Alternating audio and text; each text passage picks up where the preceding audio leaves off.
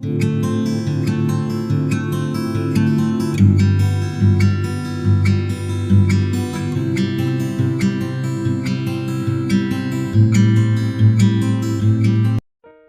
बार फिर से आप सभी का स्वागत है। हम अध्ययन कर रहे हैं भजन संहिता की पुस्तक का और अब समय है कि हम उसके 40वें अध्याय से आगे का अध्ययन करें। मेरे प्यारे भाई बहनों, ये 40वां अध्याय एक्चुअली में असल में 2 भजनों का संग्रह है, यानी इसमें 2 भजन हैं। पहला हम पहले वचन से लेकर के 11वें वचन तक देखते हैं, जो कि स्तुति का गीत है, धन्यवादी का गीत है कि जब परमेश्वर ने दाऊद को उसकी विपत्तियों से छुड़ाया तो धन्यवादी के रूप में उसने परमेश्वर की महिमा और स्तुति करते हुए इस भजन को गाया है। और दूसरा भाग हम देखते हैं 12वें वचन से लेकर 17वें वचन तक, जिसमें सहायता के लिए प्रार्थना की गई है। और मेरे प्यारे बहनों, ये भजन हम अध्याय 70 में भी पाते हैं। अध्याय 70, या एक तरीके से ये मान लीजिए कि 12वें वचन से लेकर 17वें वचन तक जो यहाँ वचन या भजन लिखे हैं वो एक्चुअली में भजन 70 है, यानी अध्याय 70 उसको यहाँ पर ले लिया गया है। तो यहाँ पर हम केवल पहले वचन से लेकर के 11वें वचन तक का अध्ययन करेंगे, जो कि स्तुति का गीत है, थैंक्स गिविंग साम्स की कैटेगरी में आता है, धन्यवादी के भजन की कैटेगरी में आता है, उसी का अध्ययन करेंगे। 12वें वचन से लेकर 17वें वचन तक का अध्ययन जब हम भजन 70 का अध्ययन करेंगे तब हम इसको कर लेंगे। तो मेरे प्यारे भाई बहनों, जैसा मैंने आपको बताया कि ये स्तुति का गीत है, स्तुति का भजन है, परमेश्वर को धन्यवादी अर्पित करते हुए यहाँ दाऊद ने भजन गाया है। और परमेश्वर ने जब उसको उसकी विपत्तियों से छुड़ाया तो उसने उसके लिए धन्यवादी के रूप में इस भजन को गाया है। तो इसमें हम धन्यवादी के विषय को लेकर के ज़्यादा डिस्क्राइब नहीं करेंगे, लेकिन 2 इंपॉर्टेंट बातें हैं जिसे हमें यहाँ पर विस्तार से डिस्क्राइब करना ज़रूरी है। सबसे पहली तो हम पहले वचन के विषय में बात करेंगे और फिर उसके बाद हम 6ठे वचन से लेकर के 8वें वचन के विषय में बात करेंगे। पहले वचन में दाऊद कहते हैं कि मैं धीरज से यहोवा की बाट जोता रहा और उसने मेरी ओर झुककर मेरी दुहाई सुनी। तो यहां पर हम क्या देख रहे हैं कि जब दाऊद ने प्रार्थना की है तो झट से उसका जवाब हां और आमीन में नहीं आ गया है कि इधर दाऊद ने प्रार्थना की और उधर परमेश्वर ने उसकी मदद कर दी। यहां पर हम देखते हैं कि दाऊद कह रहे हैं कि मैं धीरज से यहोवा की बाट जोता रहा। बाट जोता रहा का मतलब है मैं परमेश्वर के जवाब का इंतजार करता रहा और उस समय मैं अपने धीरज में बना रहा। मेरे प्यारे बहनों, जब कभी हम किसी परेशानी में या परीक्षा में हों, या हम जब कभी किसी विषय के लिए प्रार्थना करें तो धीरज के साथ उसके जवाब का हमें इंतजार करना है। हमें उलायता नहीं होना है। उलायता का मतलब हमें एकदम से ललायत नहीं हो जाना है कि ये जल्दी से हमारे जीवन में पूरी हो जाए या ये हमारे जीवन में पूरी क्यों नहीं हो रही है, क्योंकि वचन कहता है कि धीरज को अपने जीवन में कार्य करने दो।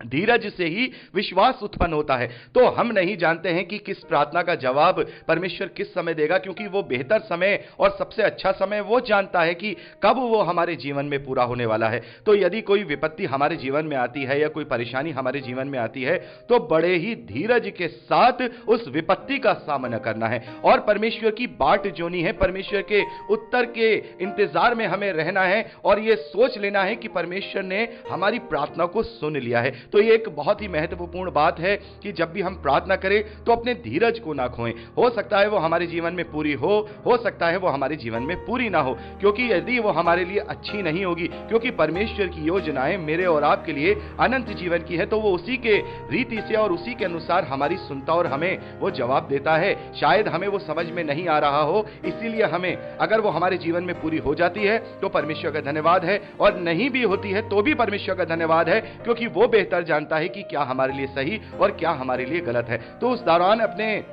विश्वास को कमजोर नहीं करना है, अपने आप को पूरी तरह से धीरजवंत बनाते हुए अपने आप को उस हियाब में लेते हुए इसको बाट जोनी है कि परमेश्वर उसका जवाब दे। तो ये बात हम यहां देखते हैं कि जो दाऊद है उनका जवाब एकदम से नहीं आया है, बल्कि वो धीरज धरे हुए हैं, परमेश्वर का वो बाट जो रहे हैं, तब परमेश्वर ने उनका जवाब दिया। और उसे यहां पर दाऊद कहते हैं कि उसने मुझे सत्यानाश के गड्ढे और दलदल की कीचड़ में से उबारा है। और यहां पर दाऊद फिर परमेश्वर की प्रशंसा और महिमा करते हैं। तो अब यहां हम दूसरी इंपॉर्टेंट बात करेंगे जो मैंने आपसे कही 6ठे वचन से लेकर 8वें वचन तक। मेरे प्यारे भाई बहनों, 6ठे वचन से लेकर के 8वें वचन तक हम इब्रानियों की पत्री उसके 10वें अध्याय उसके 5वें वचन से लेकर के 7वें वचन तक भी पढ़ते हैं, जहां पर लेखक ने इस बात को क्लेम किया है कि देखिए, आत्मा में होकर दाऊद ने पहले ही इस बात को कहा है कि मेल बलि और अन्य बलि से तू प्रसन्न नहीं होता, तूने मेरे कान खोद कर खोले हैं, होम बलि और पाप बलि तूने नहीं चाहा। तब मैंने कहा, देख मैं आया हूं, क्योंकि पुस्तक में मेरे विषय में ऐसा ही लिखा हुआ है, हे मेरे परमेश्वर, मैं तेरी इच्छा पूरी करने से प्रसन्न हूं और तेरी व्यवस्था मेरे अंतःकरण में यानी हृदय में बसी है। तो मेरे प्यारे भाई बहनों, वहां पर लेखक ने इस बात को अच्छे से समझाया है, या हम पौलुस भी कह सकते हैं, लेकिन हम नहीं जानते कि इब्रानियों की पत्री किसके द्वारा लिखी गई है। तो हम वहां पर देखते हैं कि इस बात को समझाने के लिए कि अब अन्य बलि और मेल बलि परमेश्वर को प्रसन्न नहीं कर सकती है, अन्य बलि और मेल बलि के द्वारा पश्चाताप नहीं हो सकता है। पश्चाताप केवल सच्चे लहू के द्वारा, निष्कलंक मेमने के बलिदान के द्वारा और सच्चे पश्चाताप के द्वारा ही हो सकता है। तो यहां पर आत्मा में होकर दाऊद को परमेश्वर ने यह पहले उसके मुंह से यह कहलवा दिया है, ताकि जब परमेश्वर अपनी सच्ची व्यवस्था, जो विश्वास की व्यवस्था है, जब वो देने पर होगा तो लोग इन भजनों को पढ़ के समझने पाए। और इसीलिए पौलुस ने और अन्य जो प्रेरित हैं, उन्होंने भजन संहिता के बहुत सारे भजनों का और दाऊद के बहुत सारे भजनों को वहां पर क्लेम किया है, बताया है कि आत्मा में होकर परमेश्वर ने दाऊद से ये सारी बातें पहले ही कहला दी हैं। और उनमें से एक ये है कि परमेश्वर सच्चा प्रायश्चित चाहता है। परमेश्वर नहीं चाहता है कि वो इस दुनिया के दिखावी आडंबरों के द्वारा वो अपनी धार्मिकता को हम सिद्ध करे। वो चाहता है कि हम सच्चा विश्वास करें और सच्चे विश्वास के द्वारा ही हमारा प्रायश्चित हो सकता है। यहां पर साफ तौर पर आत्मा में होकर दाऊद इस बात को कह रहे हैं कि वो मेल बलि और अन्य बलि से प्रसन्न नहीं होता है। जब तक हम अपने मन की शुद्धता को ना जांचे, जब तक हमारा कोई भी धार्मिक आडंबर हमें परमेश्वर के निकट लेकर नहीं जा सकता है। मेरे प्यारे भाई बहनों, यही कारण है कि हम मसीही विश्वासियों को अब इन धार्मिक कर्म कांडों से आजादी दे दी गई है। क्योंकि कहीं ऐसा ना हो कि हम भी शास्त्रियों और फरीसियों की तरह केवल ये धार्मिक कार्यकलापों को ही करते रह जाएं और अपने जो मन की शुद्धता है उस पर ध्यान न दें, अपनी अपनी आत्मिक सेवा पर ध्यान न दें, अपने अपने शरीरों को जीवित, पवित्र और भावता बलिदान करना ना छोड़ दें। और यही होता है मेरे प्यारे भाई बहनों। और आज भी बहुत सारी रूढ़िवादी और परंपरागत जो कलीसियाएं हैं, उनमें यही तो हो रहा है। जो मसीही विश्वासी हैं वो केवल धार्मिक परंपराओं को पूरा कर लेने से ही अपनी धार्मिकता को पूर्ण समझ रहे हैं। उनके मन शुद्ध नहीं है, परमेश्वर प्रभु यीशु मसीह की कोई आज्ञा उनके जीवन में नहीं पाई जा रही। वो केवल धार्मिक कार्यकलापों को करके ही अपने आप को धर्मी समझ रहे हैं, या फिर वो ये सोच रहे हैं कि हमने प्रभु पर विश्वास कर लिया तो हमारा उद्धार हो जाएगा। उनमें कोई भी पवित्र आत्मा का फल का चिन्ह नहीं दिखाई देता, प्रभु की एक भी आज्ञा दिखाई नहीं देती। इसीलिए प्रभु यीशु मसीह ने शास्त्रियों और फरीसियों को कपटी कहा है। हे कपटी शास्त्रियों और फरीसियों, तुम चूना फिरी कब्रें हो। बाहर से तो तुम पुती हुई और साफ सुथरी दिखाई देते हो, लेकिन अंदर से तुम्हारे अंदर कीड़े पड़े हुए हैं। और यही उन परंपरागत लोगों का है जो केवल धार्मिक आडंबर और धार्मिक कार्यक्रम करके ही सोचते हैं कि हमने अपनी धार्मिकता का कार्य पूरा कर लिया। हमें अपनी धार्मिकता का कार्य पूरा नहीं करना है, हमें अपने उद्धार के कार्य को पूरा करना है। और उद्धार का कार्य कैसे पूरा होगा? खुद भी रोशन होकर और दूसरों को भी रोशन करके। केवल ऊपरी करके हम कैंडल जला लें और या हम ये सब कर ले, इससे परमेश्वर प्रसन्न नहीं होता। वो मेल बलियों से प्रसन्न नहीं होता। क्या करेगा उस राख का जो उस मेल में जला दी गई है, उस मेमने की क्या करेगा? उसका क्या करेगा? उस सुगंध का। बहुत जगह हमने देखते हैं, हमने पुराने नियम का अध्ययन जब हम कर रहे थे तो हमने वहां देखा था, माफ कीजिएगा, जब हम व्यवस्था का अध्ययन कर रहे थे कि वो जो मेल में जो मेल बलि जो चढ़ाई जाती थी, उसका जो सुगंध थी वो उसके लिए सुखदायक ठहरती थी। तो उसके लिए खुशबू नहीं है, उसका कोई सेंस नहीं है जो वो आनंदित होता था। वो अपनी आज्ञा को पूरी होता हुआ देख करके आनंदित होता था, वो उसके लिए सुखदायक ठहरती थी। तो मेरे प्यारे भाई बहनों, उसको कोई फर्क नहीं पड़ता है कि कोई मेमना उसके लिए बलिदान कर दिया जाए या उसके लिए पाप बलि चढ़ा दी जाए। फर्क जब पड़ता है जब उससे सच्चे मन से प्रायश्चित किया जाए और सच्चा विश्वास किया जाए। जब हमारे मन साफ होंगे तभी हम परमेश्वर के निकट जा पाएंगे। यदि हमारे मन शुद्ध होंगे और हम अपने आप को जीवित, पवित्र और परमेश्वर को भावता हुआ बलिदान करके चढ़ाएंगे, तभी हम परमेश्वर की असली आत्मिक सेवा को पूरा कर पाएंगे, असली आराधना कर पाएंगे।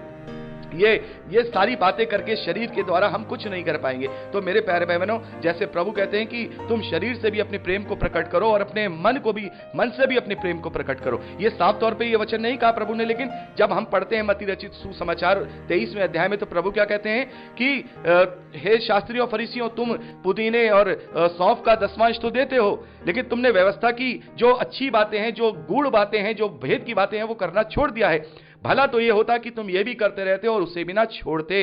तो मेरे प्यारे भाई बहनों, यदि हम अपने शरीर से परमेश्वर को महिमा देना चाहते हैं तो इसमें कोई बुरी बात नहीं है, लेकिन यदि हमने अपने मन से उसको महिमा नहीं दी, हमारा मन साफ नहीं, हमारा मन शुद्ध नहीं, तो हम जितने भी धार्मिक कार्यकलाप करते रहें, जितने भी कर्मकांड करते रहें, उनसे परमेश्वर को कोई सरोकार नहीं होता। और यही बात दाऊद यहां कह रहे हैं कि तू मेल बलि और अन्य बलि से प्रसन्न नहीं होता, तो तू ये इससे प्रसन्न होता है कि तेरी व्यवस्था मेरे अंतःकरण में बसी है। यानी कि परमेश्वर ने जो आज्ञाएं दी हैं व्यवस्था में कि तुम्हें इस प्रकार से अपने जीवन को जीना है, जो नैतिक आज्ञाएं हैं, जो नैतिक जो मौलिक आज्ञाएं हैं, उसके अनुसार अपने जीवन को जीना है, तब वह परमेश्वर प्रसन्न होता है। ऐसा नहीं है कि जीवन भर तो हमने गलत गलत कार्य किए, लोगों के साथ छल कपट किया और बाद में आकर के मेल बलि चढ़ा दिया और जो है पाप बलि चढ़ा दिया, तो परमेश्वर उनका प्यासा और भूखा नहीं है। परमेश्वर कोई मनुष्य थोड़ी ना है कि उसे खुशामद पसंद होती है। वो तो हमारे मन की शुद्धता को लेना चाहता है, मन की शुद्धता को चाहता है।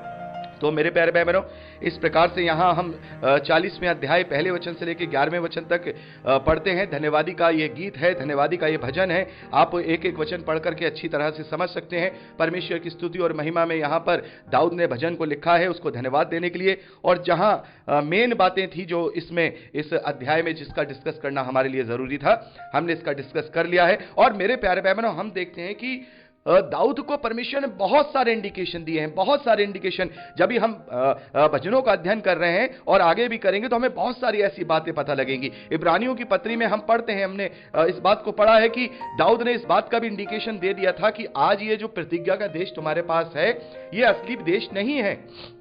क्योंकि हम देखते हैं भजन संहिता 95 अध्याय का वहां लेखक ने क्लेम किया है, जहां पर दाऊद ये कहते हैं कि आज के दिन अपने आप को तुम अपने मनों को फिरा लो, नहीं तो तुम विश्राम में प्रवेश नहीं करने पाओगे। तो लेखक ने यही बात वहां पर की है जो इब्रानियों की पत्री 5वें अध्याय में कि 4 या 5वें अध्याय में कि तुम आज के दिन क्या करो, अपने आप को परख लो। तो वहां लेखक ने यही सवाल उठाया है, पौलुस ने, हम पौलुस भी कह सकते हैं कि आज के दिन क्यों कहा दाऊद ने, क्योंकि यहोशू तो 1000 साल पहले ही उन लोगों को क्या कर चुका है, उस प्रतिज्ञा के देश में ले जाया जा चुका है। तो यह बात दाऊद ने ये क्यों कही आत्मा में होकर कि आज के दिन तुम प्रायश्चित कर लो, आज के दिन तुम ये कर लो। इसका मतलब अभी वो प्रतिज्ञा पूरी नहीं हुई है। और इस प्रकार से वहां पर इब्रानियों की पत्री में हमें यह बताया गया कि वो प्रतिज्ञा यहोशू के समय में पूरी नहीं हुई थी, दाऊद के समय में नहीं पूरी हुई थी, या किसी और दूसरे इजरायली राजा के समय में नहीं पूरी हुई थी, और वो पूरी हुई है प्रभु यीशु मसीह के बलिदान और उसके जी उठने के बाद। तो मेरे प्यारे भाई बहनों, हमें समझना होगा कि प्रभु यीशु मसीह के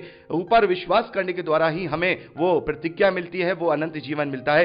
तो बहुत ही अद्भुत रीति से यहां पर हम बातों को देखेंगे, एक एक करके नए नियम से जोड़ेंगे। जैसा मैंने आपको बताया कि यशायाह भविष्यद्वक्ता की पुस्तक और भजन संहिता, ये मेजर 2 पुस्तकें हैं पुराने नियम की, जिनका उपयोग नए नियम में प्रेरितों के द्वारा और चेलों के द्वारा परमेश्वर प्रभु यीशु मसीह का वचन का प्रचार करते हुए बहुत आयत में किया गया है। तो मेरे प्यारे भाई बहनों, यहां पर हमने 40वें अध्याय का अध्ययन कंप्लीट किया है। और जैसा मैं आपको बता चुका हूं, 12वें वचन से लेकर 17वें वचन तक भजन 70 है। जब हम 70वें अध्याय का अध्ययन करेंगे तब हम इसका अध्ययन कंप्लीट कर लेंगे। तो मेरे प्यारे भाई बहनों, 41वें अध्याय से आगे का अध्ययन अब हम अगली रिकॉर्डिंग में करेंगे। प्रभु आप सबको बहुत आयत की आशीष दे। Praise the Lord.